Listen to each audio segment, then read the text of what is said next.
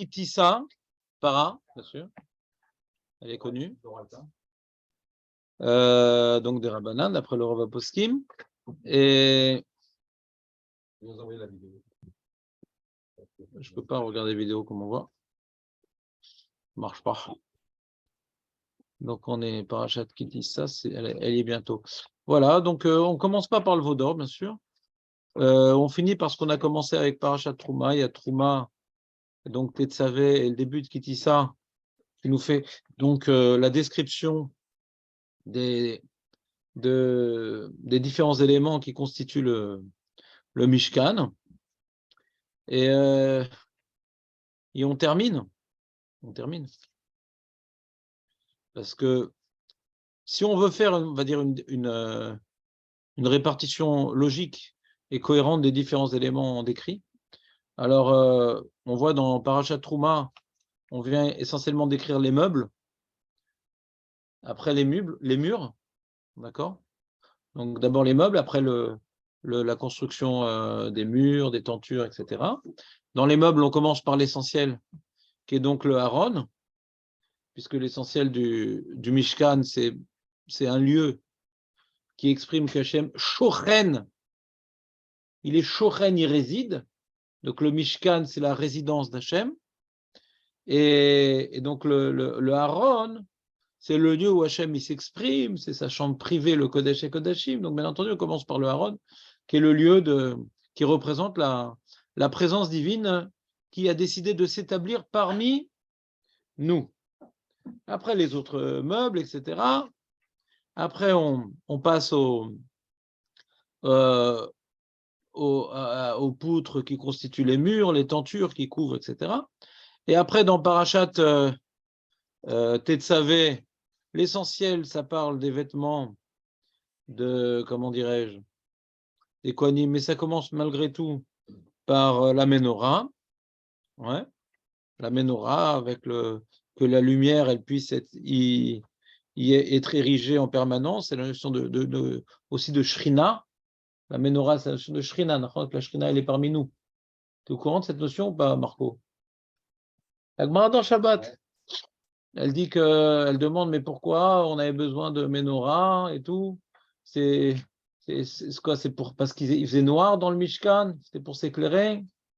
Est-ce que c'est uniquement utilitaire? Parce que c'est vrai qu'il faisait noir dans le Mishkan. Vous avez remarqué, il n'y a pas de fenêtre.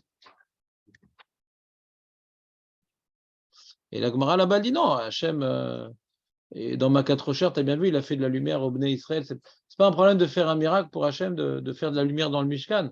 Donc la Ménorah, elle n'est pas pour nous donner une lumière afin que les Kohanim puissent faire leur avoda dans le Mishkan, mais c'est pour témoigner que la présence divine, elle nous éclaire. Hachem est parmi nous, et c'est pour ça que quand il y a eu le miracle de Purim, qui était en pleine galoute, et qu'on aurait pu croire qu'Hachem nous a abandonnés, le miracle s'est fait particulièrement par la Ménorah, la lumière qui ne s'est pas éteinte. Hachem ne détourne pas ses yeux de nous. Ça, c'est la Ménorah. D'accord, c'est bon? Et après, on arrive aux vêtements des Kohanim. Après avoir donc décrit le lieu, la maison, on va dire, la maison d'Hachem. La maison d'Hachem. Alors après, on décrit les serviteurs d'Hachem. Comment ils doivent être habillés, comment ils doivent être. Et au début de la parasha de Kitissa, on finit par quelques. Alors, il y a un truc intéressant dans Tetzavé, j'ai oublié un truc important quand même dans Tetzavé, c'est qu'après après que la Torah nous ait décrit donc les différents éléments qui constituent les vêtements des Kohanim et du Kohen Gadol, ouais. Alors, il y a un truc. Après, il y a la sanctification des Kohanim eux-mêmes, comment ils sont sanctifiés pour être intronisés dans leur service sacerdotal. Et il y a un truc très marrant, très très marrant, c'est qu'on finit par acheter Tetzavé. Vous savez pas quoi on finit par acheter Tetzavé? C'est la semaine dernière. Vous savez par quoi? C'est quoi le dernier élément qui est décrit dans la paracha Tetzavé ou pas? Non plus? Ça dit quelque chose? Voilà. Pas les Ketoret. Misbeach HaKetoret. Pas les Ketoret. Misbeach HaKetoret. Alors ça, c'est une étonnade. Pourquoi? Parce que Hachem, il a oublié de décrire Il manquait un meuble. Dans le Mishkan, il a fait tous les meubles dans Trouma. Et puis Tom, il n'y avait pas la Ktoret. Il y avait le Haron, la Menorah, la table des pains, Ketoret, on n'en parle pas. Le Misbéar dans le Khatser, ouais. Après le Khatser lui-même, les tentures, d'accord. On allume la Menorah, les Kohanim, leurs vêtements, leurs trucs, on les intronise et ah,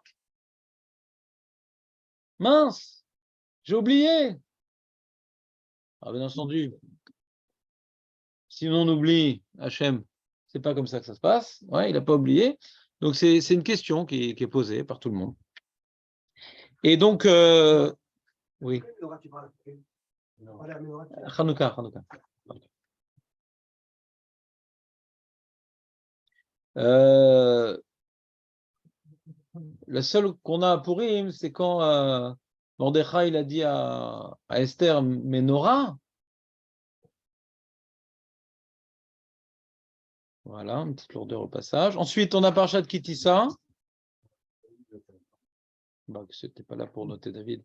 Daber Hashem El Moshe est mort. Kitissa être. Ah, on commence par Machatita Shekel. Vous connaissez celle-là ou pas? Quel rapport? On parle de ça maintenant. Après le Kior. Et après le Shemen Amishra. Et après les Ktoret. Encore une fois à la fin. Les Chassamim, Natav, Shrelet, etc. Ketoret, Asher, Taase, Bimtkonta. Et après Betzalel. Donc encore une fois, on voit le Misber Aktoret à la fin. Après qu'on ait parlé des Kohanim, etc., complètement déconnecté des autres meubles. Maître Baruch, c'est quoi ces sourcils? Non. Non, Kétissa, on parle des encens eux-mêmes. Mais ce que David nous a dit, c'est dans Kétissa. Il a dit les encens. Non, les encens, c'est pas la fin de Tetzavé. L'engin, le Misber Zahav, il est à la fin de Tetzavé. Il finit la description du Mishkan, de ses Kélim, du lieu et de ses serviteurs. Tout ça, c'est de l'intronisation des serviteurs. Après, on parle de Misber Aktoret. Ça termine par Achat Tetzavé, c'est juste avant Kitissa. Mais c'est pas grave, je dis que des erreurs ce matin. C'est pour voir si vous êtes autant éveillé que moi. Et après qu'on ait parlé donc du Misber Aketoret dans la fin de Tetzavé, pas Kitissa. Chazé Shalom. Eh bien, Kitissa continue par Machatita Shekel, Kior, Shemen Amishra et les encens eux-mêmes. Donc on voit qu'on termine à chaque fois, et après c'est Betzalel, d'accord? Après, Moshe transmet à Betzalel, c'est le Kablan. Hein. Hachem c'est Liozem, ouais, et Betzalel c'est Kablan. Et Moshe c'est le Metaver.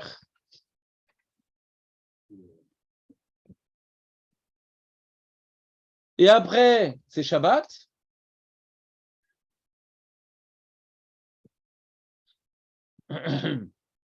Et là, c'est dommage qu'il ne soit pas là Nissim, parce que Vesha Meru Bene Israël et Shabbat. Tu peux, vas-y. C'est pour ça qu'il y a une.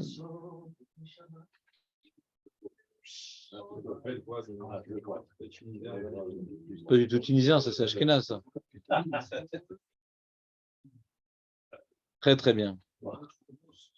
Et donc après le Shabbat, il y a donc Hachem, il a donné les louchot à Moshe Rabbeinu. Et après avoir décrit que Hachem a donné les louchot à Moshe Rabbeinu, qui ont été écrites du doigt divin, il y a la description de la faute du veau d'or. D'accord? C'est bon le plan ou pas? C'est important de connaître un plan avant d'étudier un sujet. C'est bon le plan? Donc ce que vous avez remarqué déjà, c'est Misber Aktoret, c'est étonnamment étonnant. Ouais.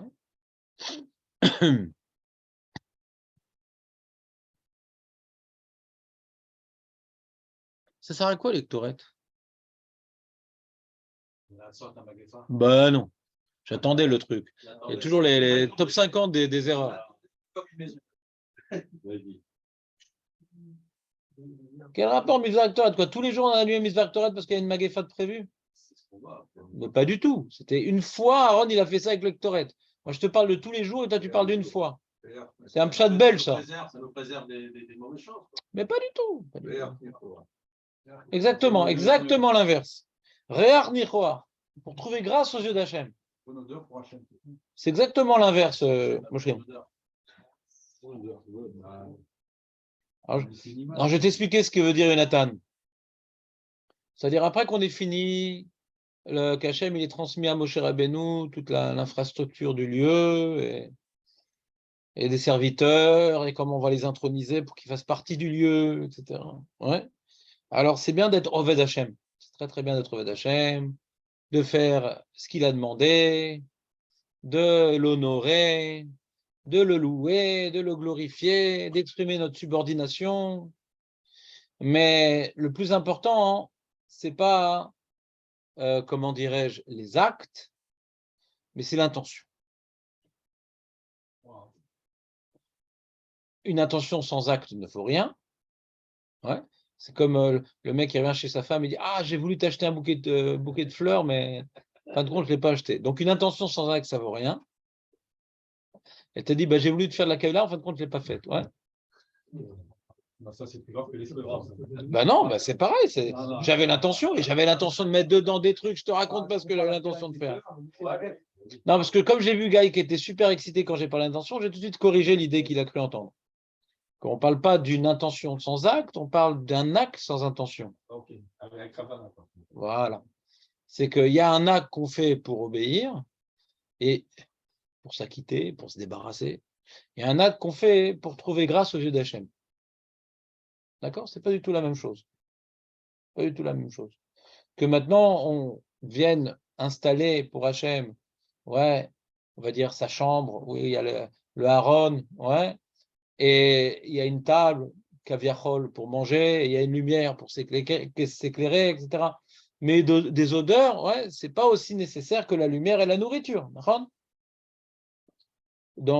Toujours, on compare le Mishkan à une construction qu'on aurait dû faire à un roi, et pour maintenant se représenter, pour faire un effort, pour servir à Kadosh Baruch Hu. Alors, on ne va pas faire Hachem moins que ce qu'on aurait fait pour un roi. Mais c'est-à-dire qu'il y ait des bonnes odeurs, c'est pas quelque chose d'autant nécessaire que la lumière et la nourriture, d'accord?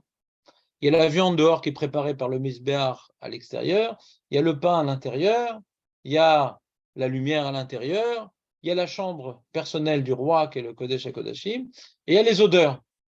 Et les odeurs qui sont bidiouk au milieu du Echal, en face du Kodesh HaKodesh, en face du Haron.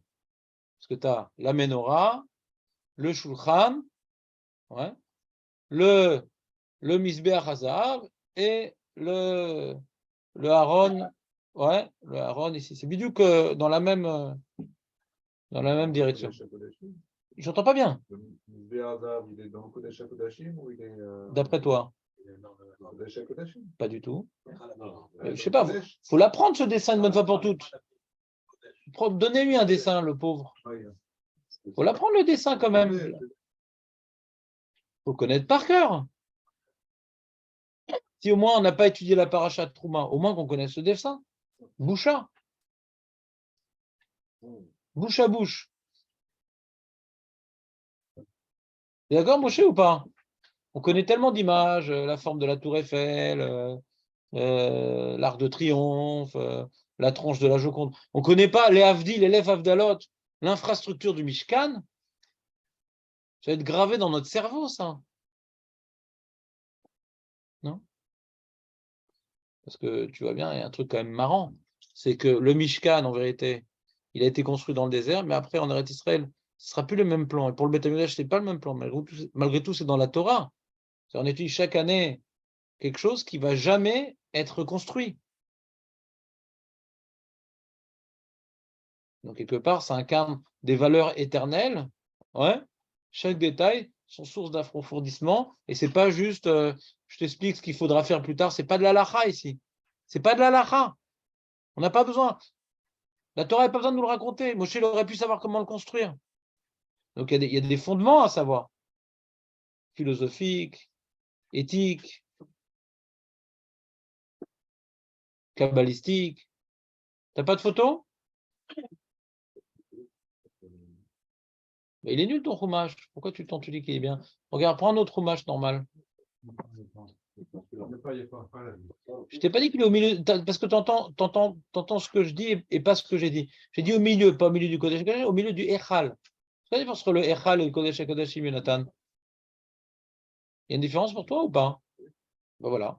Ben c'est ça la différence. Donc le Misber Torah est au milieu du Echal.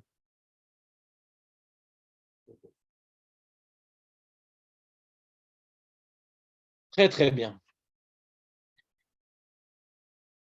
Donc il y a une notion de trouver bonne odeur aux yeux d'Hachem. C'est un peu, si tu veux faire un parallèle entre l'avoda d'un côté et que ça trouve grâce aux yeux d'Hachem, tu peux dire ça aussi dans l'Amida. Dans l'Amida, il y a toute une partie avoda et une partie trouver grâce aux yeux d'Hachem. Dans quel bracha on demande de trouver grâce aux yeux d'Hachem? Chazak, Jonathan. Dans Retse. Qu'on termine depuis la destruction du Beth Amikdash par les mots Amachazir Shechinato Letzion. Ouais. Aval, à l'époque du temps, Amekabel et Avodat Amecha Israël, Beratson, je ne me rappelle plus exactement le Nossar. Ouais. Retse, c'est que tu agrées nos prières, tu agrées nos korbanot. Pas que tu exauces nos prières. Ça, c'est dans Shomea Kolenu.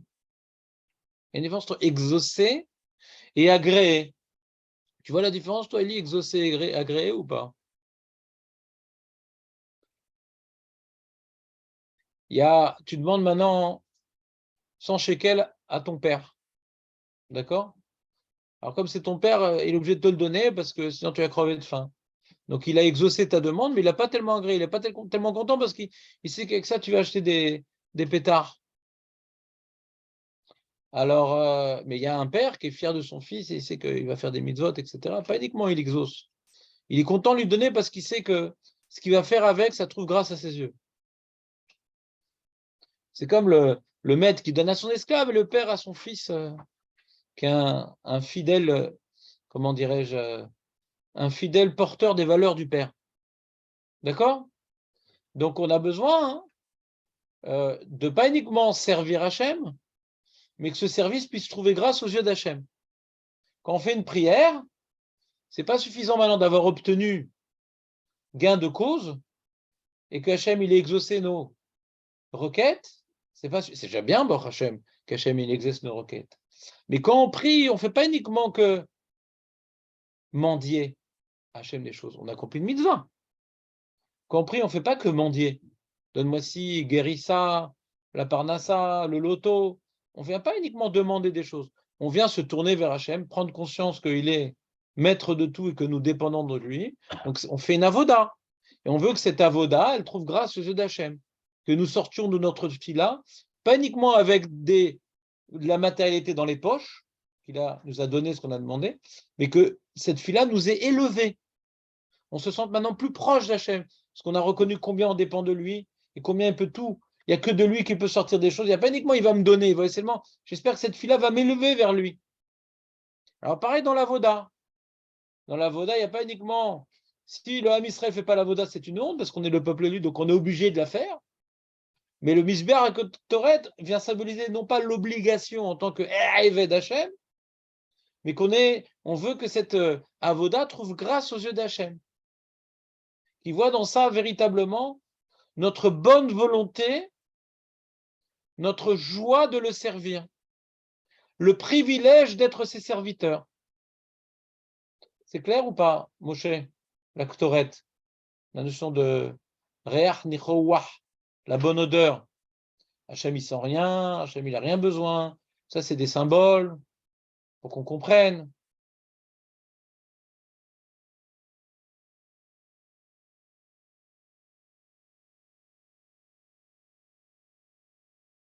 Et la paracha de Kitissa concerne déjà plus, comment dirais-je, le Ham Israël. On revient un petit peu au Ham Israël avec Kitissa.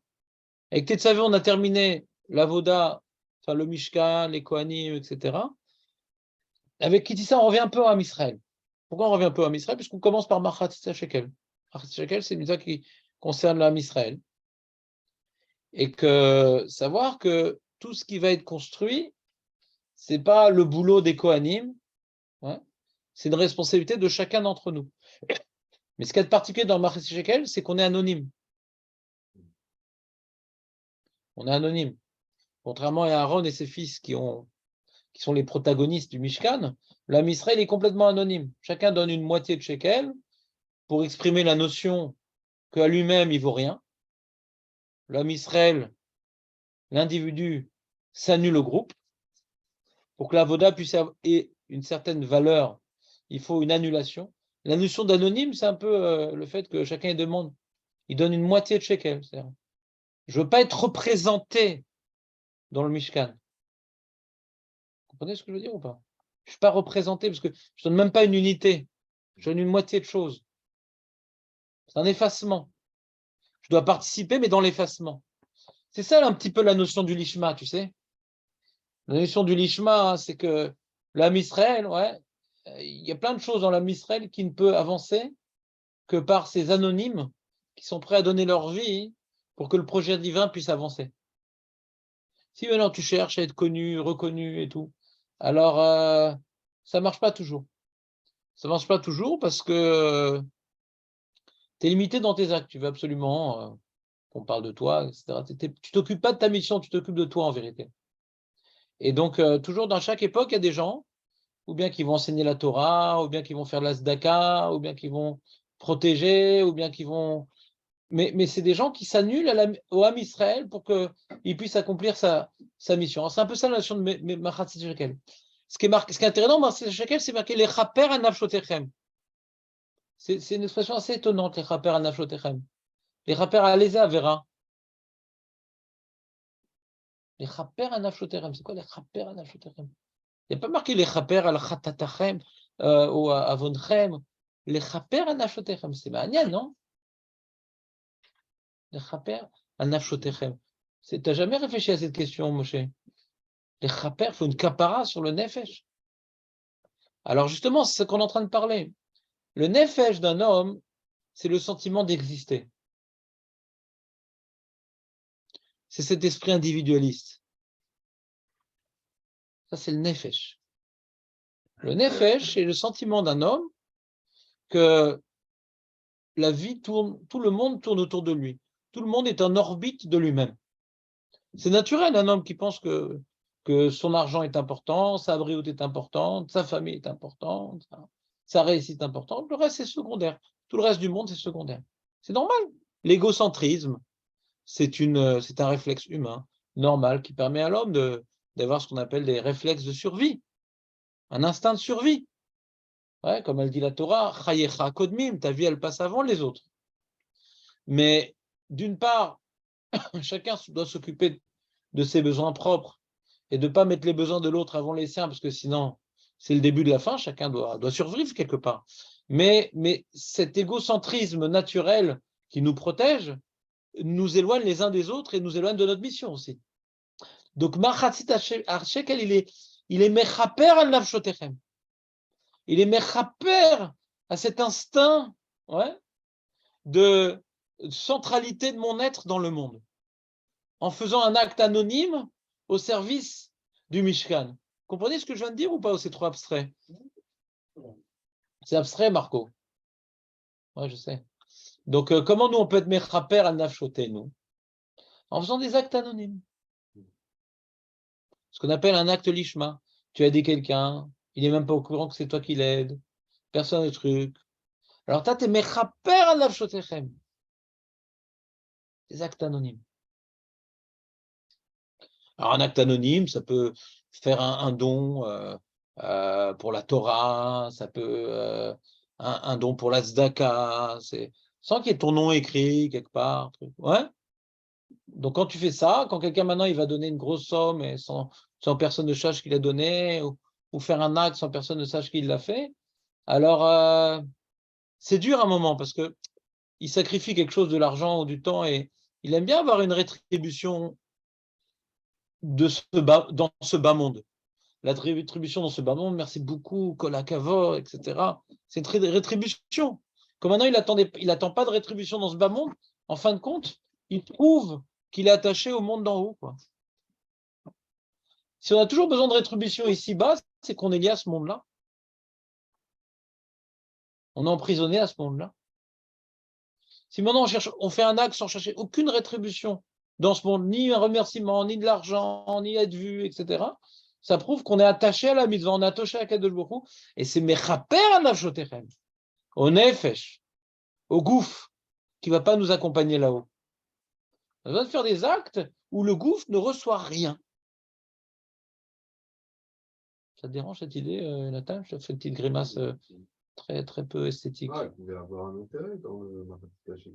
Ça servait à. Je t'explique le symbole. Non, je t'explique le symbole. Je t'explique le symbole. Pourquoi, c'est quoi Marchet Shekel et pourquoi c'est Mechaper Nashotechem. Je ne sais pas pourquoi tu parles d'intérêt. Ça sert à acheter les. Mais qui c'est que tu as donné? Hein? Qui c'est que tu as donné? Qui c'est que tu as donné? C'est un acte anonyme. Et pourquoi c'est Chetzi? Je t'explique le symbole. Je ne te parle pas de la mauvaise intention que chaque homme peut avoir dans une bonne mitzvah. Je te parle maintenant, qu'est-ce que ça vient symboliser? Pourquoi la Torah nous a ordonné cette mitzvah-là dans cette forme-là? D'accord? Dans les parachutes, qu'on lit les 4 parachutes, il n'y a pas cette paracha? On ne doit pas lire cette paracha de Shkalim? C'est quoi? Donc d'abord Shkalim, après tu as Zachor, après tu as Para et Chodesh.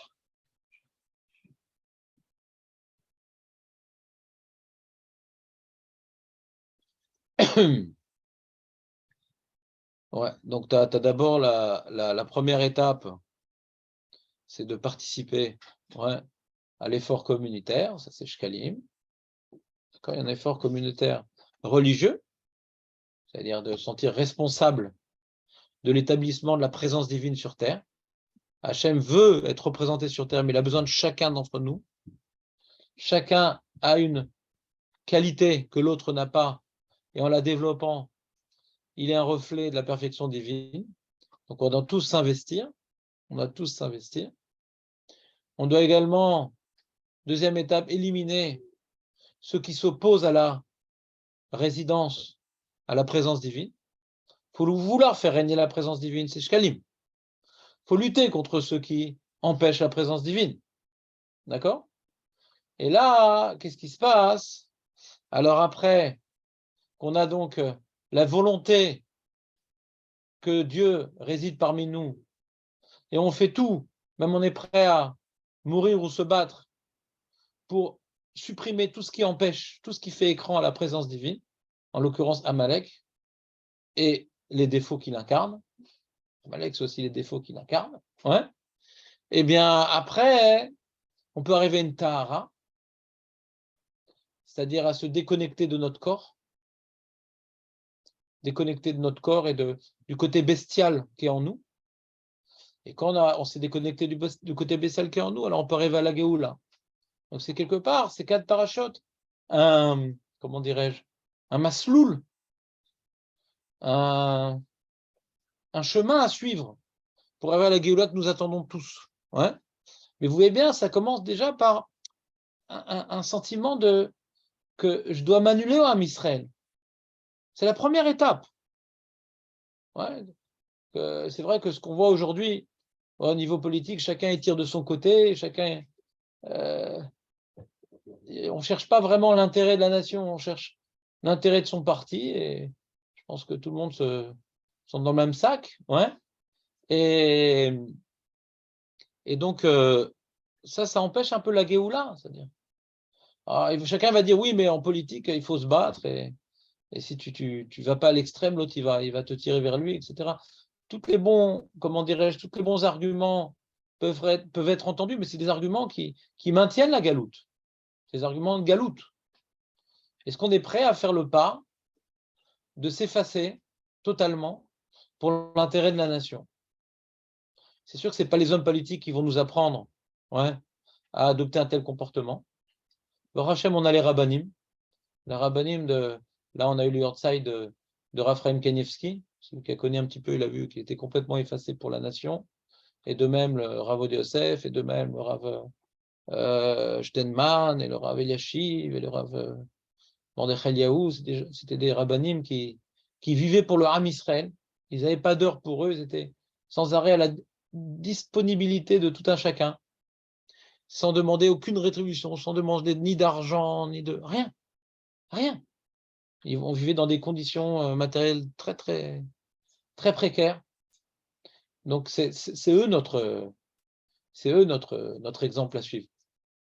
L'exemple de Machatzit Shekel. C'est eux notre exemple. C'est eux notre exemple. Et pour pouvoir se battre contre ceux qui incarnent le mal, il faut être unis. Il faut être unis. Pour pouvoir annuler Amalek, il faut être unis. On a vu qu'Esther Mordechai, ils ont réussi à réunir le Ham Israël. Ils ont réussi à réunir le Ham Israël. Et c'est ce qui a permis à cette Mechiat Amalek. Si on n'a pas cette union, alors Amalek, il a la main sur nous. Il a un pouvoir sur nous. Donc ici aujourd'hui, Amalek, je ne sais pas, demande à Jonathan. Mais en tout cas, ce qui m'intéresse, ce n'est pas la deuxième étape, c'est l'éliminer. Ce qui m'intéresse, ce n'est pas la deuxième étape, c'est l'éliminer. C'est arriver à s'unir. Alors, arriver à s'unir, c'est un message très connu, très répandu, très facile. Ouais.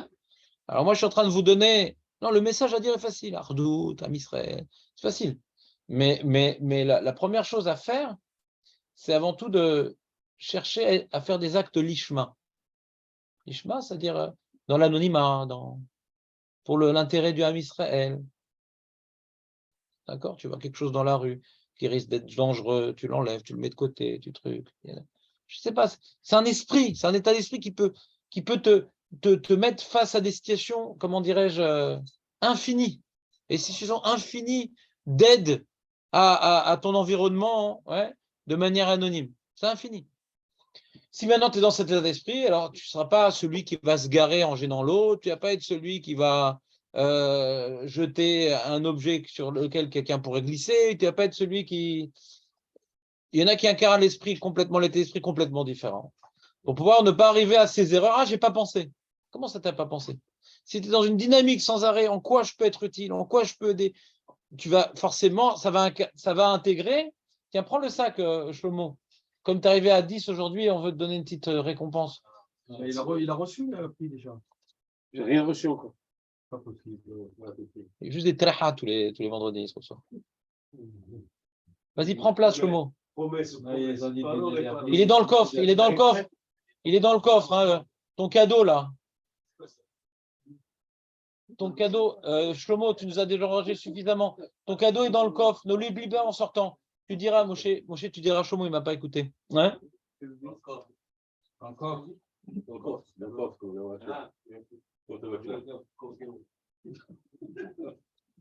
J'ai reçu aussi, moi, le. Zekeli vient de où? C'est la paracha justement du Kior, de Netiat Yadayim. Alors j'ai fait vite Amina cette semaine. D'accord? Parce que ne faut pas leur porter ça à Paraduma. Après, à Paraduma, ils vont encore pouvoir les cramer. Ouais. Donc c'est clair la notion du lishma. Sans arrêt l'intérêt. Ah, il manque du café. Pas attendre que ce soit l'autre qui l'amène. Par exemple. J'ai amené du café. Là, il ne me reste plus. Tu dis quel rapport le café et le maratzi shekel? C'est vrai qu'il faut à peu près 40 maratzi shekel pour acheter un café. Ouais. C'est quoi le rapport? Avant, vous avez dit les actes du Mishma, tout ce qu'il y a maratzi shekel. Maintenant, on a l'impression que tout ce qu'il y a Zachor. Pas du tout. Pas du tout. C'est que ça, c'est la première étape et c'est la deuxième étape. Tu ne peux pas arriver à Zachor avant d'avoir fait Shkalim.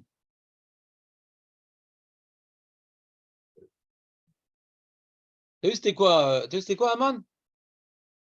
Il dit il était Premier ministre, il était invité à un dîner privé, etc. Mais Maz et Chaveli Kolze, parce que Mordechai ne se prosterne pas devant moi. Donc c'est pas qu'il est anonyme ou truc. Il représente l'égocentrisme dans sa violence la plus immonde. Donc, pour pouvoir annuler, comment dirais-je, une telle horreur, alors contre ça, tu as qui? Tu as Esther, qui vient pas dire qu'elle est d'origine royale, elle se fait petite, ouais, elle sait se taire. Tu as Mordechai, qui n'a pas rappelé à qui que ce soit qu'il avait sauvé le roi. L'anonymat, quoi. On a deux anonymes, Mordechai et Esther. Et tu as Haman qui veut être sur toutes les affiches. En fin de compte, il va être sur une super affiche publicitaire qui se balance. Ouais. Il va être vu de tous. Mida Keneke Mida, il voulait être vu de tous, il va être vu de tous. Tout ce qu'il veut comme récompense, être sur le cheval du roi, avec la couronne du roi.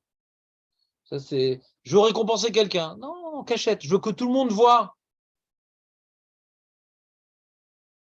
Et Mordechai Esther, c'est toujours en. Donc, si tu veux arriver à Zachor, il faut d'abord être Mordechai et Esther. L'anonymat. On apprend de Esther et de Mordechai que Kol a Omer Davar Beshem Omro, mais Vigola Laolam. Tout celui qui dit un enseignement au nom de celui qui l'a dit, mais Vigola Laolam, ça représente quoi? Imagine maintenant, j'ai dit un truc et j'ai pas dit que c'était d'un Rav Rintel. C'est-à-dire, je veux pas être. Ouais, c'est-à-dire, c'est l'inverse de l'anonymat. C'est l'inverse de l'anonymat. Comprenez ou pas? L'inverse.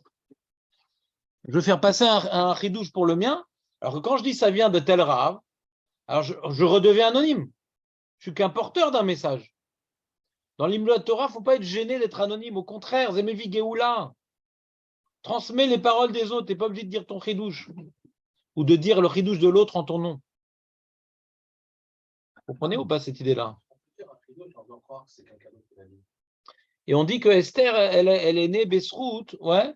Elle est Srout par la tsniou de Rachel, truc. Tu sais ce midrash-là ou pas? Elle descend de la tsniout, Esther. Shaul aussi, il était de Sanoa. Elle descend de Shaoul. Esther, vous savez qu'elle descend de Shaoul quand même. La tsniout. C'est toute petite. D'être Sanoa. C'est la tsniout. La tsniout, c'est pas qu'on voit pas tes coudes. Hein? Parce que j'avais bien, on voit les coudes tout le temps. Ouais? Et pas de Sanoa. Donc la tsniout, c'est. On te remarque pas, quoi. Pas t'arrives quelque part, qu'est-ce que je peux dire pour qu'on m'entende? Qu'est-ce que je peux faire pour qu'on me voit? T'es dans ton coin? Ouais?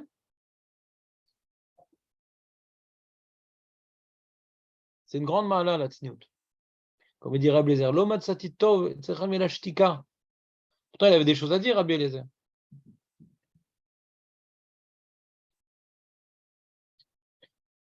Celui qui a besoin d'être vu, celui qui a besoin de parler, celui qui a besoin de. C'est qu'il est très attaché au lamazé, donc il veut sentir qu'il existe ici-bas. La sniout, c'est tellement sentir le regard d'Hachem, tellement sentir le regard d'Hachem, qu'Hachem, il est à côté de moi, il est présent, que je n'ai pas besoin du regard des autres. Comprenez ou pas? Et du coup, ça découle après sur la sniout des vêtements. C'est quoi le manque de sniout? Souvent, c'est tes bolettes, tu veux te faire remarquer, tu veux être apprécié par ta, comment dirais-je, ou par tes vêtements, ou par ton corps qui dépasse. Ouais. Tu veux être bolette. C'est un manque de tsniout. Une femme qui s'habille pas joliment, c'est qu'elle veut se faire remarquer. Parce qu'un homme, il aime bien voir des femmes. Donc, quand elle déshabille certaines parties de son corps, elle sait qu'elle va obtenir des regards. Donc, elle veut. C'est pas le regard d'Hachem qui l'intéresse, c'est le regard de ici-bas. Ici-bas. Comme le Rav Steinman, il a demandé dans sa tzava qu'on mette aucun titre honorifique, aucune louange sur sa tombe, qu'elle soit une tombe pachoute. Il savait qu'ici, il n'y a rien. Il n'y a que là-haut. Je veux qu'il reste rien ici. Il n'y a rien ici. Il n'y a que le regard d'Hachem qui est important. Trouver grâce aux yeux d'Hachem. Tu comprends ou pas? Tu as fait un acte, mais est-ce que tu l'as fait dans la bonne intention? Donc, vous voyez le lien entre la Ktoret et Machet Shekel. C'est Shekel. Tes actes, il faut les faire avec une bonne intention. C'est quoi une bonne intention? Dans l'annulation devant Akadosh Baruch Hu. Pas pour essayer d'obtenir, je vais venir au Beth Amikdash, elle va me donner ci, la mitzvah va faire que je vais gagner de l'argent, la mitzvah va faire que je vais guérir. Non, je viens m'annuler à Akadosh Baruch Hu pour m'imprégner de ses valeurs et sortir bonifié, élevé, sanctifié, spiritualisé, ça que je veux. Redevenir un fidèle ambassadeur d'Akadosh Baruch Hu. Je viens, c'est comme maintenant tu viens charger ton téléphone. Tu repars maintenant les batteries complètement pleines du Beth Amikdash. Ça, c'est la volonté d'aller au Beth Amikdash. C'est la volonté de finir une fila. On finit une fila en ayant l'intention que cette fila-là, on ne soit pas le même avant la prière, après la prière.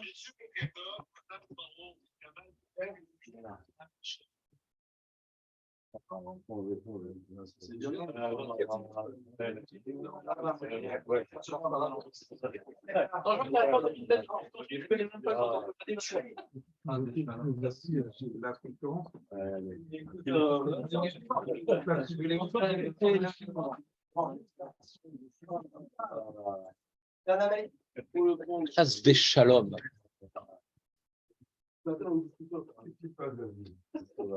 Non, il aime bien jouer avec ce truc-là, il aime bien.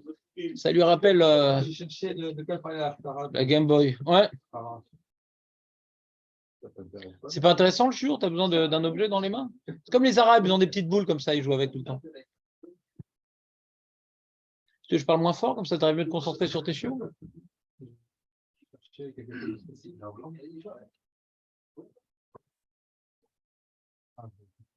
Donc ça, c'est Machasit HaShekel. Vous pouvez en parler à table. Ouais, c'est important cette notion-là, d'incarner des valeurs. Sans que personne me voie, je suis rassasié quand même. Parce que je sais que je fais le bien. Je n'ai pas besoin d'avoir ni Kola Kavod, ni de l'argent, ni d'être sûr que je roule à la Maba. Non, ma vie a un sens. Quand je fais des choses qui sont bonnes, ben, je ne vis pas pour rien. Ma vie a un sens. C'est important de savoir, de faire des actes désintéressés. C'est important. C'est très difficile. C'est pour ça que la Gemara, elle dit que celui qui dit je donne cet argent-là pour que mon fils guérisse ou pour le Lamaba, c'est un tzaddik gamour. Donc c'est difficile. Donc c'est important de faire l'acte. Tu fais l'acte, tu es un tzaddik, mais tu n'es pas un chassid encore. Tu n'es pas un chassid. Pour être chassid, alors il faut accomplir l'enseignement de Antignos Ishsocho, que Altiu Kavadim, Ameshamshim et Arav Almenat Lekabel Peras. Ça c'est chassidout. Chassidout. D'avouk Bachem. Mais de faire les actes, c'est bien.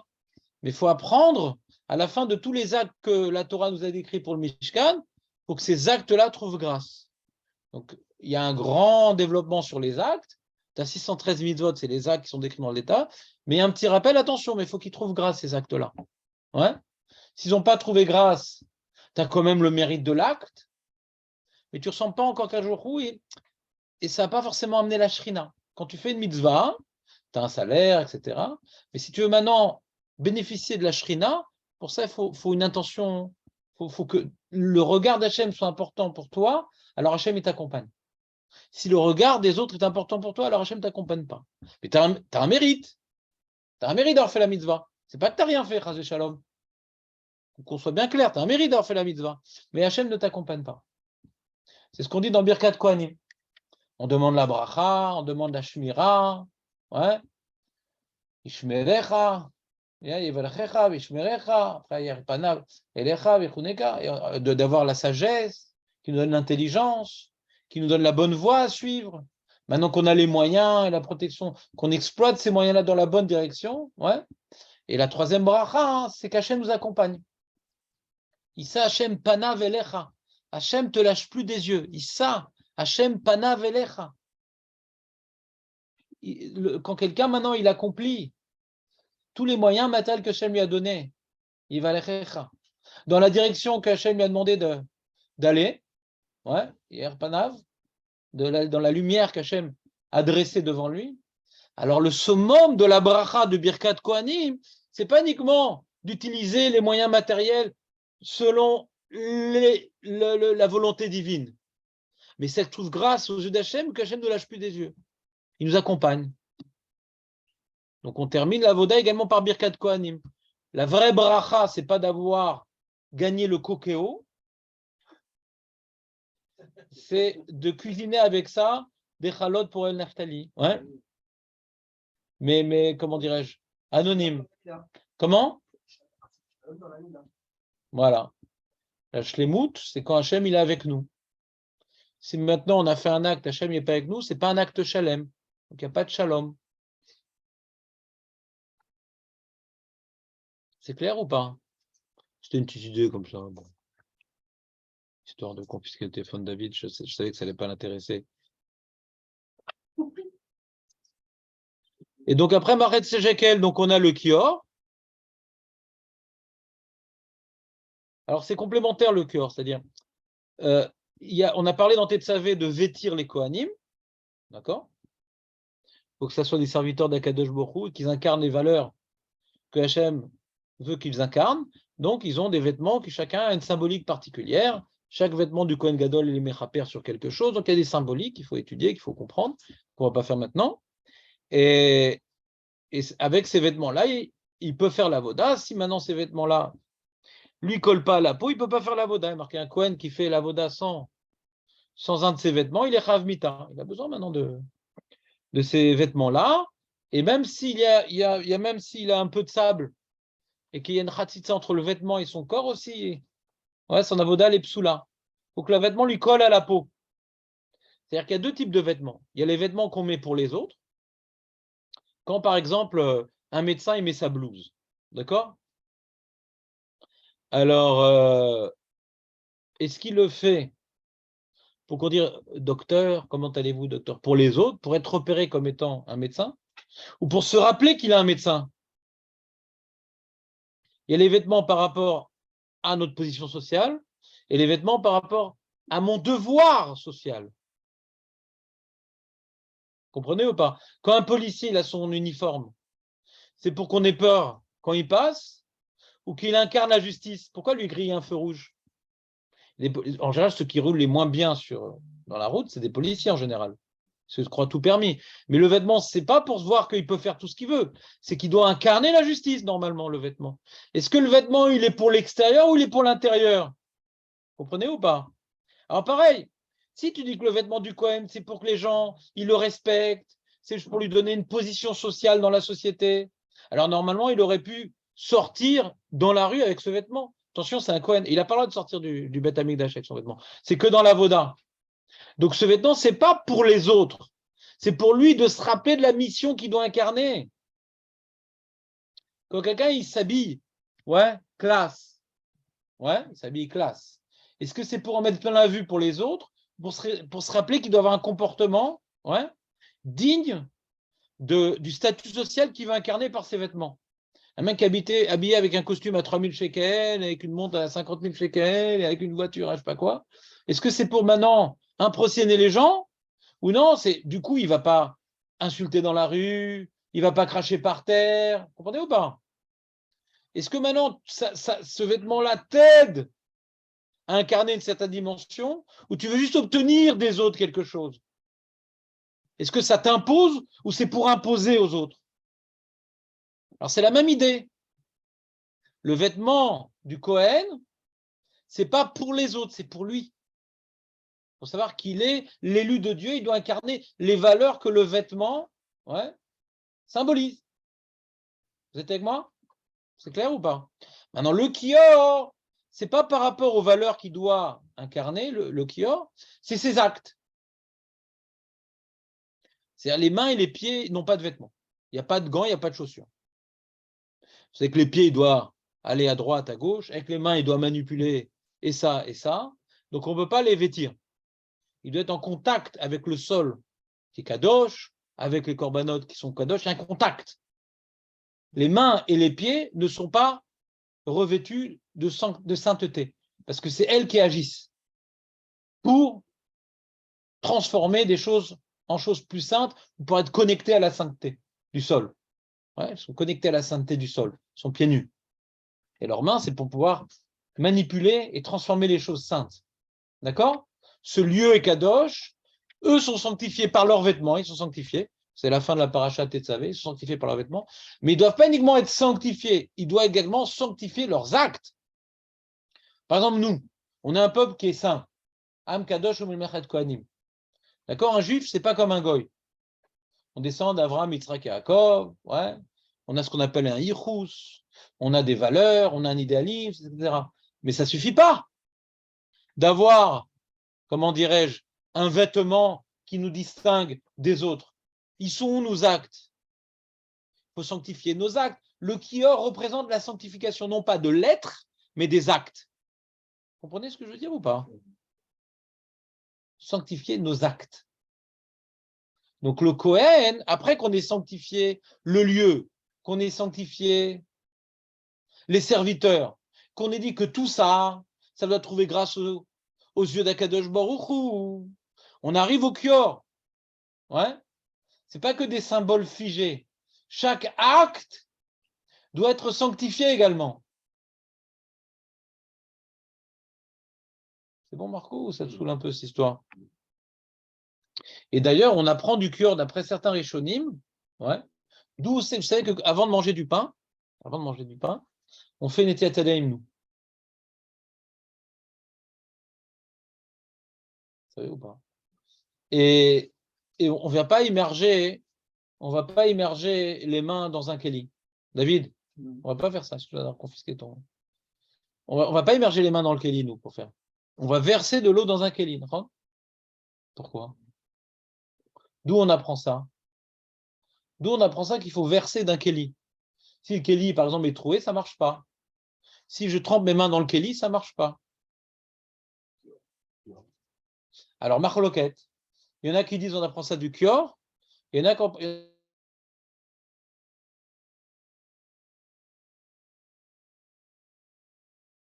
Ouais, les eaux lustrales sur le peuple.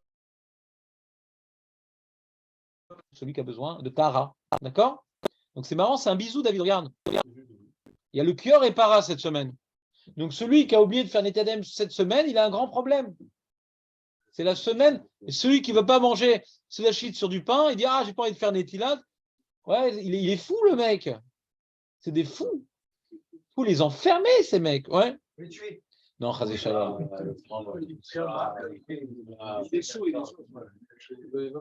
Il voit des Amalek partout, le mec, ça y est. Ça y est. Ça y est. On a fait un foot plus. Ouais. Ça manquait pas, mais on en a rajouté un au Gmar. Entendu? Voilà, qu'il faut faire une Netilat.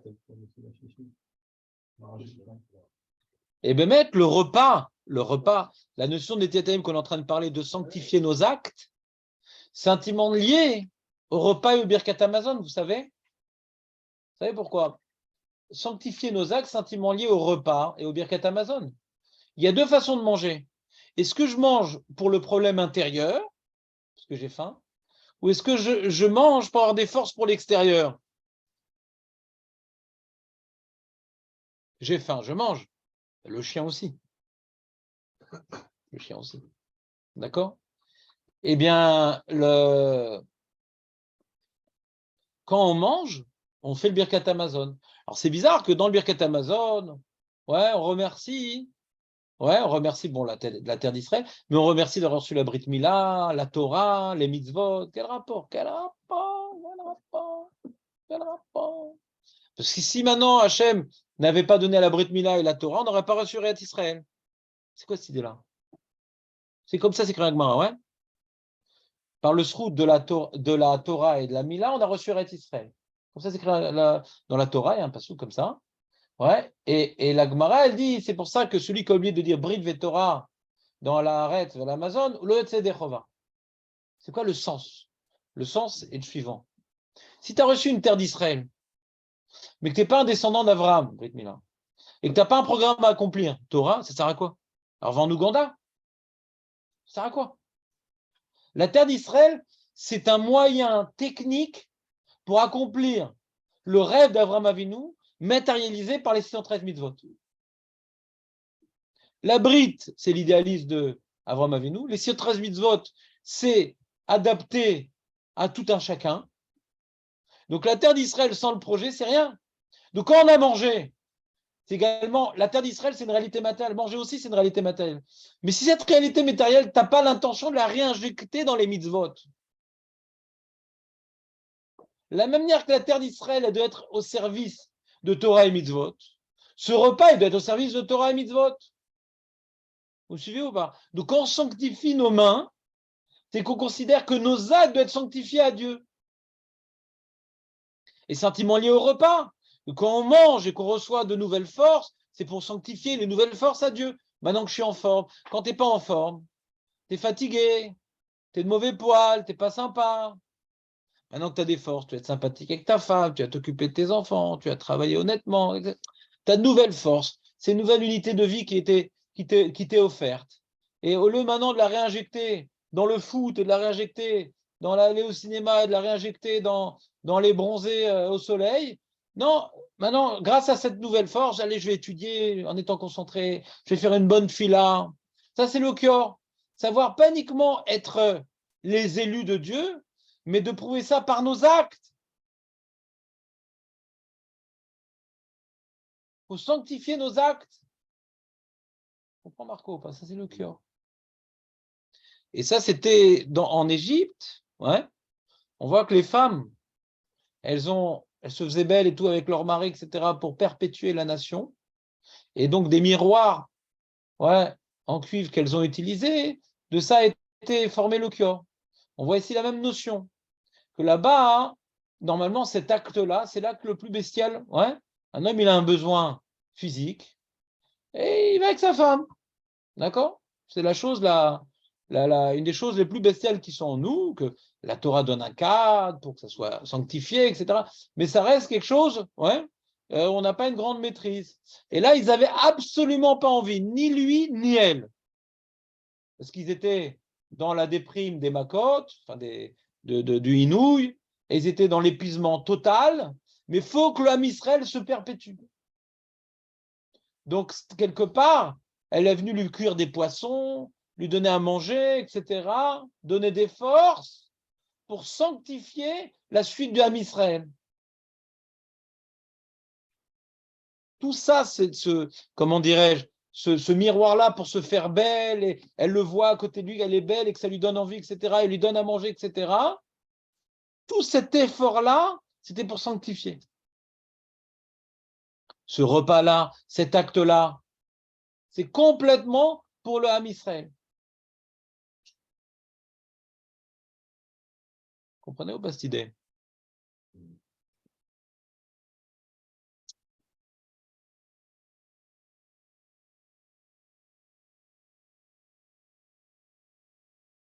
Et après, on finit donc par les deux dernières mitzvot avant l'histoire des Luchot et de la faute du veau d'or.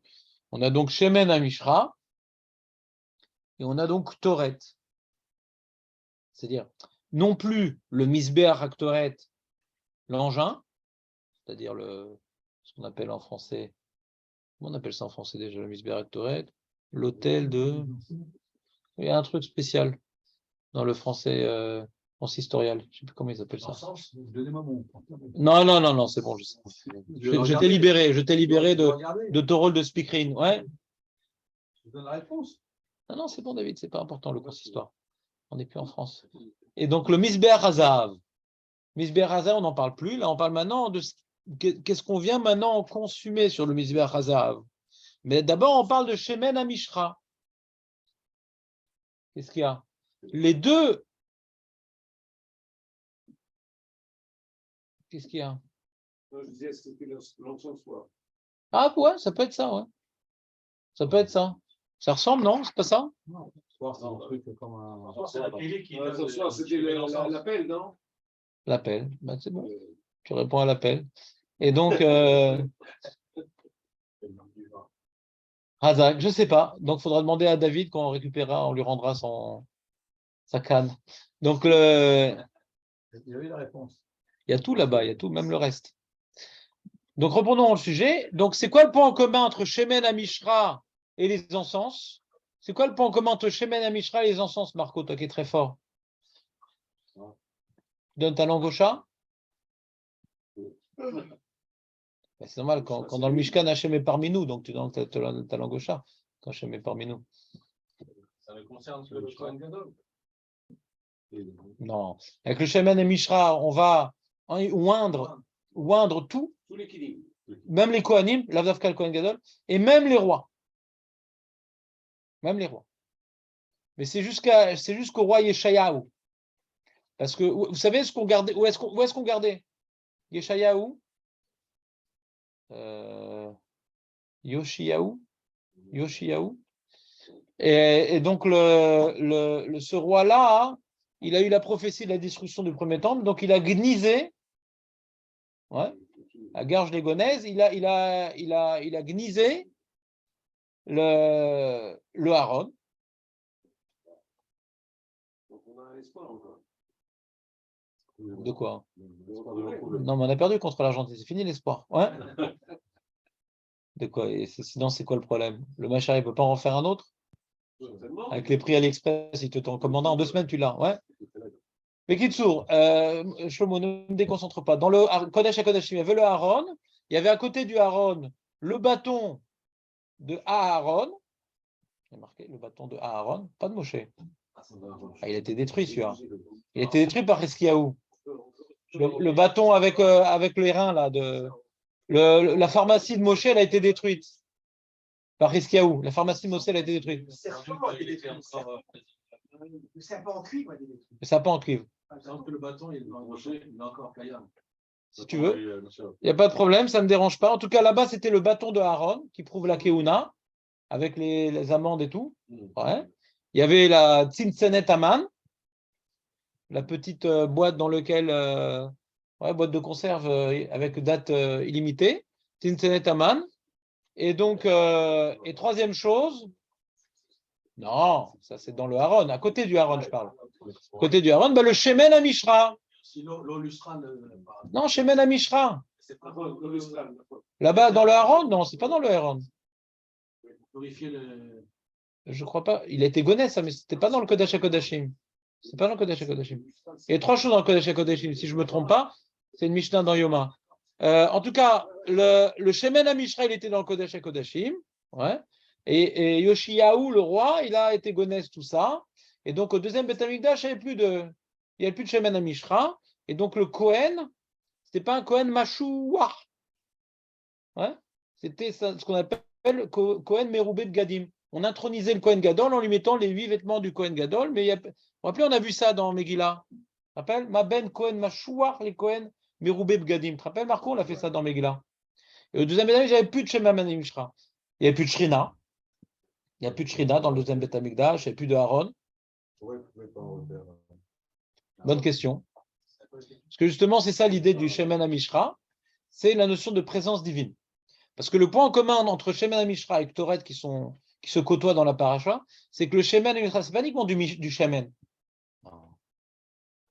C'est du Shemen dans lequel il y a une bonne odeur. C'est de l'huile odorifiante. De l'huile odorifiante. Il y a l'huile dermatologique. À l'époque, ils utilisaient l'huile. Les gens qui avaient de l'argent mettaient de l'huile sur les cheveux, sur le corps. Ils n'avaient pas de crème. La peau, elle s'abîme avec le soleil, avec le froid, avec le truc. Ils n'avaient pas de savon, pas de truc. L'huile, c'est le meilleur élément pour soigner la peau, c'est l'huile. Il n'y a pas mieux que l'huile. Il n'y a pas mieux que l'huile. Adayom, il n'y a pas mieux que l'huile. Adayom. Moi, j'avais une amie de ma mère qui était une très, très grande dermato. Et je ne sais plus ce que j'avais. Et elle a dit, oublie toutes les crèmes. C'est pas pratique l'huile parce que tu salis tout. Tout n'est pas ingéré par la peau, contrairement aux crèmes. Mais il n'y a pas plus, comment dirais-je, réparant que l'huile. N'importe quelle huile. N'importe quelle huile. L'huile, c'est extraordinaire, l'huile. Et donc, c'était utilisé, l'huile. Mais là, ce n'est pas une huile pour réparer. C'était une huile pour donner une bonne odeur.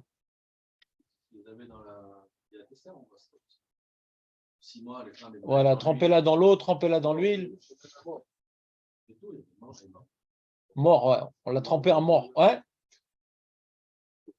Ouais, il y avait des flacons de femmes là-bas. Et donc, tu as compris ou pas? Donc, le point en commun, c'est encore une fois l'odeur. C'est de l'huile qui laissait une bonne odeur. il y a l'odeur de la consommation, ouais. Donc ça représente la avoda. Ça veut dire qu'il y a une avoda de la viande qui n'est pas forcément une odeur particulièrement distinguée, mais il y a le misbeh harazav que lui donne une bonne odeur. D'accord? Il donne une bonne odeur par la consommation. Par la consommation. Quelque chose qui n'est pas mangé, qui est juste pour donner de l'odeur. D'accord? Mais l'huile, ce n'est pas quelque chose qu'on vient maintenant consommer, c'est quelque chose qui vient pénétrer. L'huile, c'est quelque chose qui vient pénétrer. D'accord? Par le feu, tu viens faire sortir l'odeur. D'accord? Alors que là, l'odeur, elle est dans l'huile et elle rentre. C'est un peu l'inverse, tu vois. Là, le feu, l'odeur, elle disparaît. L'odeur, elle disparaît quand tu viens la consommer par l'ectorette. Et là, elle reste. Et donc, on venait, quelque part, ouais, c'est ce qui venait introniser.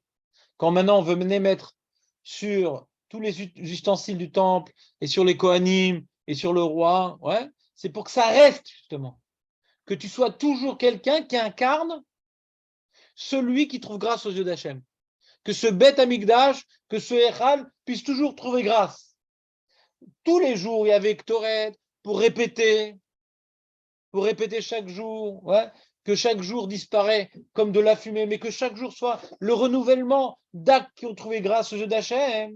Mais dans l'intronisation, on a besoin de l'huile. Que pour toujours, tu incarnes des actes ou une personne ou un objet qui trouve grâce aux yeux d'Hachem. Ça, c'est l'huile. Comme on dit, Tov Shem, Mishemen Tov. Mazé Shemen Tov, c'est un shemen qui a une bonne odeur. Quelqu'un qui incarne des bonnes actions et qui trouve grâce aux yeux d'Hachem, aux yeux des gens, il est comparé à quelqu'un qui a imbibé de bonnes odeurs. Comprends ou pas? Donc, quelque part, quand on venait introniser les Kohanim ou les Kélim, c'était un souhait qui n'oublie jamais ce pourquoi ils ont été conçus, de pas de devenir des actes techniques, ouais, de la religion formelle, ça se puisse toujours trouver une bonne odeur aux yeux d'Hachem. Alors c'est renouvelé, l'actorette et les Shemen HaMishra, ils sont côte à côte, parce qu'il y a un acte au début, il y a un acte renouvelé. Vous comprenez ou pas? Vous comprenez ce que je veux dire ou pas? Il y a genre la bar mitzvah, où je vais faire sur moi, je vais faire tout le chasse, etc. Ça c'est Shemen HaMishra, on fait une grande fête pour bien marquer l'intronisation. Et puis après, il y a les tefilines, les kriyat shema chaque jour, qui sont un peu les ktorettes. Rappeler la bar mitzvah, ce pourquoi on est rentré dans cette vie. Vous comprenez un petit peu? Donc là, on est au summum. On n'est même plus dans la voda, on est dans la chassidoute. Mais la Israël est très loin de tout ça. Et là, on arrive à la faute du Vaudor. Donc, avant maintenant d'arriver à la faute du Vaudor, il y a encore deux éléments. Qu'est-ce qu'il y a, Shlomo? Qu'est-ce qu'il y a C'est le Revra, c'est pas nous. Ah, d'accord. Et pourquoi alors tout l'âme Israël était puni, qu'Hachem voulait détruire tout l'âme Israël? T'as sauté. Ah, donc c'est nous. De laisser faire, c'est nous. Donc c'est nous. D'accord? C'est grave. C'est grave. Hachem voulait quand même détruire tout le Ham Israël, Shlomo. Il voulait détruire tout le Ham Israël, recommencer avec Moshe Rabbeinu. Non, Moshe Rabbeinu. Non, et où est marqué Lévim? Il y a deux pshatim. Je vais reconstruire à partir de toi. Il y a deux pshatim. Il y a le pshat de Rashi de ta descendance. Et le Rambam dit c'est pas possible. Hachem, il ne vient pas être Shrina sur une famille. Il faut qu'il y ait un peuple. Il aurait pris un autre peuple. Moshe Rabbeinu a été le dirigeant d'un autre peuple. Rambam. D'un autre peuple. De toi va sortir, je vais te mettre à la tête d'un autre peuple. Tu en les faces, on prend un autre peuple. Comment? Tu n'es pas en train de dire ce que je dis, tu es en train de dire autre chose. Pas si tu réalises, tu es en train de dire autre chose que ce que je dis. C'est comme le Réba, c'est Moshe Rabbeinu qui a fait ça. Ouais. Et alors? C'est son peuple. Et alors? Et il est fautif dans ça? Il n'avait pas le droit de faire ça, Moshe Rabbeinu? Ah ouais? Alors, comment Moshe Rabbeinu s'est trompé? Certainement. Certainement. Mais Dieu lui dit ça, il lui dit ça. Il n'y a que toi qui ne te trompes pas, Shlomo, en fin de compte, dans la liste. On sait qu'il y a toi et Moshe. Maintenant, on a même supprimé Moshe maintenant. Tu peux interpréter comme ça, et tu peux interpréter différemment. Donc c'est pas faux. Non, mais ce que tu dis, c'est faux. Hein. Non. Ah, Et d'accord. vous venez de dire que ce n'est pas faux. Non, j'ai dit tu peux interpréter comme ça. Parce que quand je suis poli, tu comprends pas. Il faut que je t'éclate pour que tu comprennes. Faut que je massacre pour comprendre que je suis pas d'accord. Si je présente des choses de manière polie, ça marche pas. C'est terrible quand même. Si vous voulez critiquer Moshe, moi j'ai d'autres sports moins dangereux. Ouais, il y a des sports moins dangereux que critiquer Moshe. Ouais. Si Moshe l'a fait, ouais, je pense que il avait tout à fait le droit. Ouais. Critiquer Moshe, je pense que c'est facile. Ouais. Bah, tu l'as eu tort, t'as dit. On peut faire des erreurs dans la vie parce qu'on est bon. Oh oui, mais Moshe, c'est quand même l'envoyé d'Hachem. Il a bien dit de ne pas se sauver, il l'a fait. Hein? Il a bien parlé de ne pas sauver Mitra, le bébé qui est engouré, il l'a fait. Ouais. Il ne sauve pas, parce que c'est avoir des problèmes avec lui. Il n'a pas dit ne sauve pas. Moshe, il a demandé pourquoi Hachem tu les tues. Hachem lui dit, moi je sais. Voilà. Mais il n'a pas interdit à Moshe de le faire. Non, il n'aurait pas fait. Il n'a pas conseillé. Jusqu'à aujourd'hui, on paye ça. Avec le vaudin, il a jeté la plaque. Ah oui. Ouais. Mais ce que vous oubliez, c'est que Ils nous ont nommé. ce que vous avez oublié, c'est la Gemara dans Sanhedrin. Ce que vous oubliez, c'est la Gemara dans Sanhedrin qui dit que pourquoi ils ont fait la faute du veau d'or, c'est qu'en vérité, Hachem, il aura mis un Yetzera pour faire la faute du veau d'or, sans parler de Erev Rav, pour montrer la force de la tchouva. Il y a une Gemara quand même dans Sanhedrin qui nous dit ça. Que quelque part, c'était inévitable qu'on faute pour montrer justement que même à un niveau pareil, d'une faute pareille, Hachem, il reçoit quand même. D'ailleurs, on apprend la tchouva de la faute du veau d'or. Pourquoi on apprend la tchouva de la faute du veau d'or? Parce que quand est-ce qu'Hachem, il a obtenu la réconciliation? Il a accordé le 10 Tishri lorsqu'il a descendu une deuxième table. Et là, ce n'est pas uniquement qu'il les a pas tués. Parce que déjà dès la faute du veau d'or, quand Moshe est pris, il a dit d'accord, je ne vais pas les tuer. Toute la prière de Moshe Rabbeinu, ce n'est pas pour ne pas mourir, c'était déjà obtenu ça. Qu'ils ne vont pas mourir, il a déjà obtenu gain de cause, Moshe Rabbeinu. Alors pourquoi il a encore fait 40 jours de prière? Pour pouvoir obtenir encore autre chose, que Hachem réside parmi nous. Que Hachem réside parmi nous. Et ça, c'est le but. Comme j'ai parlé depuis le début du show. Le but, c'est pas d'avoir à bouffer et d'être en bonne santé, c'est qu'Hachem réside parmi nous. D'avoir des comportements qui fait qu'il y a de la shrina à la maison.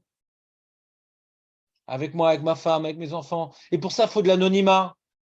Pour ça, il faut vouloir faire. Hein? J'ai sauté le veau d'or. Parce que je vois que ça vous a fait partir en vrille, le rêve rave, Moshe Rabbeinu, il s'est planté. Vous n'êtes pas adapté aujourd'hui pour que je fasse. J'avais préparé un shiur sur le veau d'or.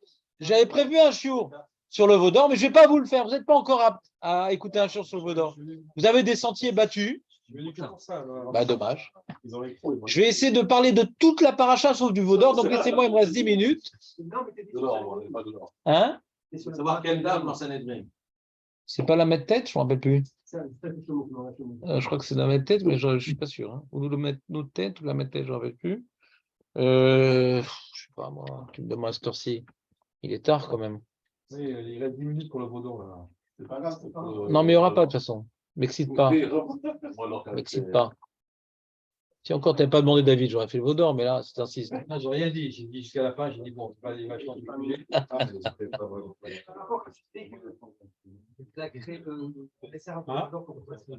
Ouais, sinon je serais pas revenu là. Je pense qu'il y avait un rapport avec ce que tu disais sur le fait que Hachem. Non. Quoi? Oui, il y a un rapport. Hein.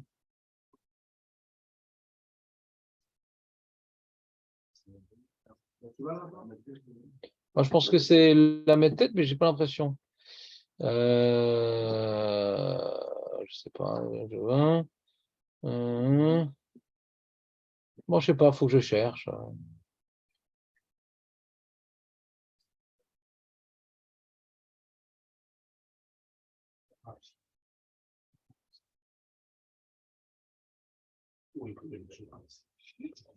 Je sais pas.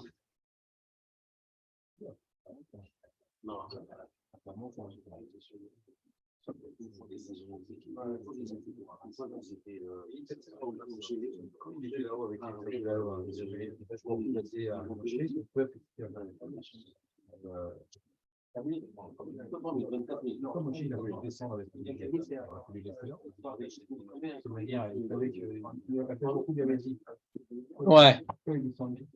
On demande une question, David, très importante. Non, non, ça, il sait il pourra pas. Je suis prêt à lui casser le bras. Donc, voilà. C'est que Hachem, il a annoncé à Moshe que son peuple, il a fauté en bas, d'accord? Alors pourquoi Moshe il est descendu avec les louchot? Ah, on aurait dû les laisser là. Il ne savait pas quoi en faire.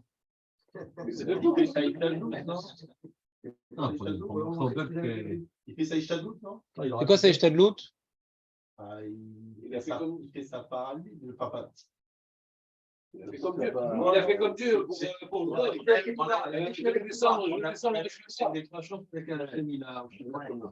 Il a quoi? Il a quoi? Alors, voilà. Alors, on va développer les propos de Maître Baruch. C'est-à-dire que maintenant, on dit ton peuple a fauté, ça veut dire que le contrat est résilié. On est au début de l'histoire. Moshe, en descendant et en amenant les louchot, il pensait que l'homme dit qu'on a fait des bêtises, ils n'ont pas fait de choix, ils les avaient être Messachek, et le Ramban dit qu'ils ont vu Moshe, ils ont continué à être Messachek. C'est-à-dire que c'est pas que Moshe les a pris au ciel, mon mari. Ouais, il les a pris sur le fait accompli et excuse-nous, etc. Ouais. Non, c'est-à-dire ils ont pas regretté leur acte, ils ont continué leur acte. Qui était la base de leur faute, parce qu'ils n'ont pas vu Moshe revenir. Exactement. Et pensez justement que justement, il y en a qui expliquent, il y en a qui demandent, justement, il y en a qui disent la faute du veau d'or, c'est parce que comme Moshe n'était plus, on a besoin d'un nouveau dirigeant. Il y en a qui repoussent, je crois que c'est le Ramban qui repousse ça. Je ne me rappelle plus les noms, excusez-moi, il y a le Kuzari, le Ramban, le Ben Ezra, je ne me rappelle plus qui a dit quoi. Excusez-moi, j'ai vu toutes les opinions dans le désordre. En tout cas, l'opinion qui dit ça, elle est contrecarrée par un autre Rishon qui dit si c'était ça leur faute, c'est que Moshe n'est plus là. Alors, ils auraient dû arrêter leur faute quand ils l'ont vu. Donc leur faute, ce n'était pas ça. Leur faute, donc le Kuzari, il dit, je crois que c'est le Kuzari qui dit ça, le Kuzari, leur faute, ce n'était pas ça, c'est pas d'avoir un dirigeant, c'est d'avoir un objet, ce qu'on appelle un talisman. Alors, c'est quoi un talisman? C'est de pouvoir attirer les bonnes grâces divines. Alors, c'est directement lié avec notre sujet. Ouais. Comment attirer la grâce divine? Hachem Bemet ou Melech Haolam. Et rien ne peut passer sans lui. Mais comment pouvoir l'influencer pour trouver grâce à ses yeux? Alors, on prend un objet, de la manière que Moshe savait influencer Akadosh Baruch Hu. Alors, il faut remplacer Moshe dans ce rôle d'influençateur. Trouver maintenant quelque chose qui puisse influencer pour trouver grâce. Le Rav Hirsch développe cette opinion dans le détail et il explique un grand message qui est lié avec tout notre développement, que la Torah ne demande pas d'influencer Akadosh Baruch Hu pour pouvoir faire en sorte que ce que nous sommes trouve grâce aux yeux d'Akadosh Baruch Hu. La Torah nous demande d'influencer ce que nous sommes pour trouver grâce aux yeux d'Akadosh Baruch Hu. Et dans le monde, il y a deux types de gens. Il y a les manipulateurs et les gens qui se travaillent. Il y a des gens qui ne veulent pas se travailler et ils veulent trouver grâce aux yeux des autres, alors ils manipulent. Ils vont offrir des cadeaux, ils vont dire des compliments, et comme ça, ils n'ont pas besoin de se travailler. Ils vont essayer de faire en sorte d'influencer les autres en restant les mêmes pour trouver grâce aux yeux. Alors, sujet d'Akadosh Baruch Hu, toute la Avodah Zarah tourne autour de ça. Moi, je reste comme je suis, mais je vais apporter un cadeau à la Avodah Zarah pour lui faire plaisir. La Torah, on ne peut pas faire plaisir à Hachem par un intermédiaire. Le seul moyen pour trouver grâce aux yeux d'Hachem, c'est lui ressembler. C'est lui ressembler. Plus on ressemble à Dieu, plus on est proche de lui, plus il est proche de nous. Si on ne cherche pas à le ressembler, il n'y a aucun korban qui peut nous rapprocher de lui. Aucun talisman qui pourra attirer ses bonnes grâces. Rien. C'est ça la notion d'intermédiaire que la Torah bannit. Il n'y a pas d'intermédiaire parce que par définition, on ne doit pas placer un intermédiaire entre nous et Akadosh Baruch Hu. On doit faire un avec Akadosh Baruch Hu. On doit devoir le ressembler. Quand tu mets un intermédiaire, c'est dit non, je vais pouvoir faire un acte pour trouver grâce aux yeux d'Hachem en restant ce que je suis. Hachem ne veut pas d'acte. Il veut te donner le privilège de lui ressembler. Ve'alarta bedrachav. Quand Hachem il a dévoilé à Moshe Rabbeinu les 13 midot de Rachamim, c'est pas maintenant un talisman. C'est quand toi-même tu incarnes la miséricorde, tu as bénéficié de la miséricorde. Encore une fois, la même idée. Ah, je veux dire, Hachem, Kel Rachum, Vechanoun, c'est bon, il va être miséricordieux. Non! Quand toi-même tu incarnes cette miséricorde que tu ressasses et que tu répètes, il y a un moment que ça va t'influencer quand même. Ouais. Alors, quand tu incarnes la miséricorde, tu bénéficies de la miséricorde. Quand tu incarnes le din, tu te tapes le din dans la tête. Ouais. Donc, le vouloir prendre intermédiaire, c'est oublier le projet de la Torah. C'est oublier maintenant la notion de trouver grâce aux yeux d'Hachem. Comment trouver grâce? Par l'huile. C'est-à-dire, l'huile, elle vient maintenant être en moi. Ça doit définir ce que je suis. L'huile, je dois trouver une bonne odeur aux yeux d'Hachem. Quand je trouve bonne odeur aux yeux d'Hachem, alors Hachem, il est avec moi, il m'accompagne. Pourquoi quoi? Parce qu'il parle de Karma, les karmas. Ça, Les karmas? karma et tout. Non, dans la région juive, il y a des Camé, les machins comme ça. Les kamés? Il y a des boulottes. Les kamés, il faut les mettre dans un centre désintoxication, les kamés en général. Et d'ailleurs, avant, il était kamé, Léon. Mais voilà. La tfila aussi, ouais. Il y a marqué Zeva Rechaim Toeva.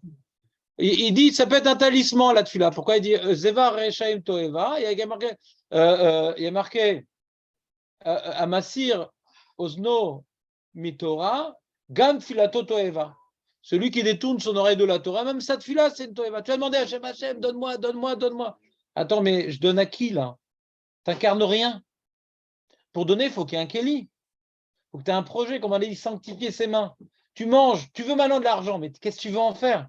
Tu veux être rassasié, mais qu'est-ce que tu veux en faire? Tu veux la terre d'Israël, mais qu'est-ce que tu veux en faire? Si tu as un projet, Hachem, il t'accompagne. Mais il n'y a aucun moyen d'obtenir quoi que ce soit d'Hachem si tu n'as pas de projet. Tu n'as pas de projet, tu n'as rien.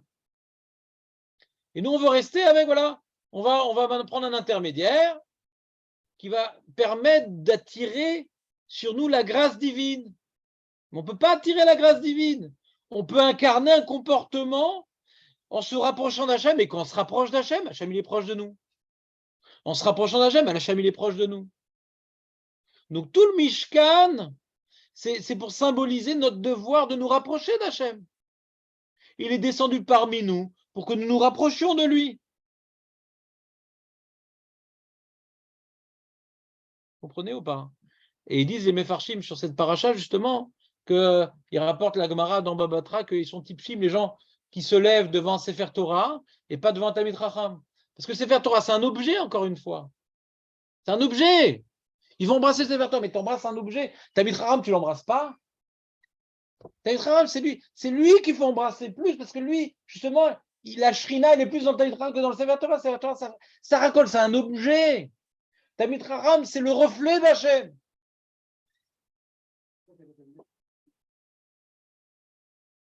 Parce qu'on en faisait un objet. Non, mais là, vous avez répondu, mais pourquoi il n'est pas descendu sur les tables?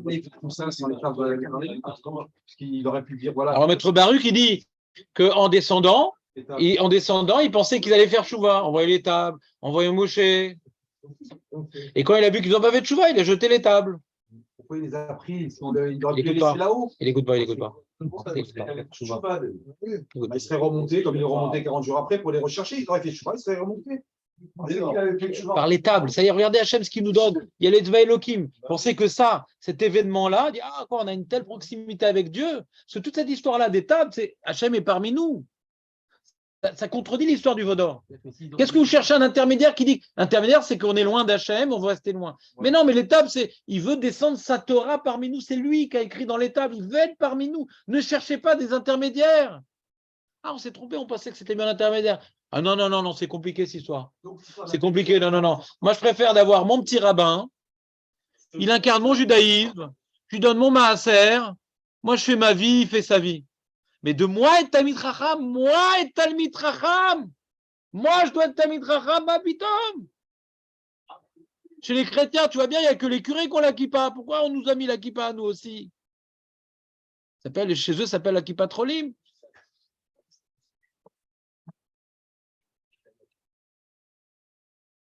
C'est-à-dire qu'ici, ils avaient fait tchouva directement. Et donc, ils ont été punis. Comment ils ont été punis? Vous voulez pas de cette proximité? Ouais. Alors d'abord, Moshe, il était à l'extérieur. Donc maintenant, vous allez pouvoir obtenir cette proximité que par Moshe Rabbeinu, en s'imprégnant de l'exemple de Moshe Rabbeinu. Jusqu'à Yom Kippour, ouais, où là, d'après le Ramban, c'est jusqu'à Yom Kippour, cette histoire-là, jusqu'à Yom Kippour, où là, Bémet, la Shrinal va descendre parmi nous. Mais avant le Mishkan, qu'est-ce qu'on avait? C'est le Ohel de Moshe. Le Ohel de Moshe. Mais c'est Bédiavad de vouloir s'imprégner du Talmid Chacham. C'est Bédiavad. Normalement, il faut sentir la proximité avec Hachem. Mais dans la faute, on a au moins le Talmid Chacham. On va demander chez l'autre des Talmid Chacham. On va demander une bracha au Talmid Chacham. Mais le but, c'est de nous-mêmes devenir un Talmid Chacham. C'est qu'une étape. C'est une étape. L'intermédiaire, ils ont voulu remplacer Moshe pour qu'on ait un intermédiaire, elle ne tient pas la route. C'est des Rishonim, ça tient la route, ouais, mais je ne peux pas te faire le cours maintenant. Ouais, on aurait dû commencer par ça. Non, on n'aurait pas dû commencer par ça, parce que c'est beaucoup plus intéressant. Toi, tu voulais des histoires, et moi, je t'ai fait du moussard. C'est plus important de parler du lishma que de vous raconter des histoires que vous connaissez la moitié déjà à la fin. Il a fait tchouva directement. Au moment où il est Il est pas la feuille. Ouais, bah, ils ont eu la Torah à ce moment-là. comme ça, certains Rishonim le disent. Ouais. Là, Oui. dans 2 jours, je m'en vais en France. Baruch Hashem Be'atzlacha. Pour les dents encore? Non, rien. Ah, Mazel Tov. Que des joies, Baruch Hashem. 12 jours, je serai encore là dans 2 jours, et ce sera la révision dans 2 jours. Ouais, déjà, Bah, dans un mois. Pessar, c'est dans un mois. Hein.